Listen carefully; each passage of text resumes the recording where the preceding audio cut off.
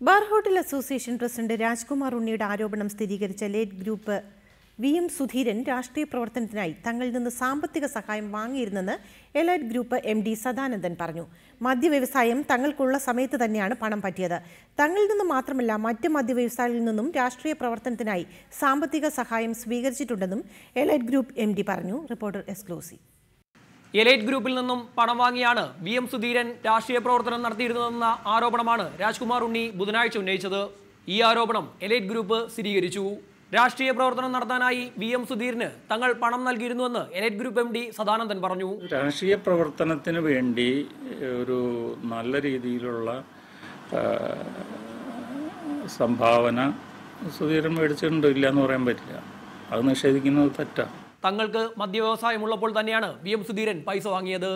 മറ്റ് ബാർ ഉടമകളിൽ നിന്നും VM സുധീരൻ രാഷ്ട്രീയ പ്രവർത്തനം നടത്താനായി പൈസ വാങ്ങിയിട്ടുണ്ട്.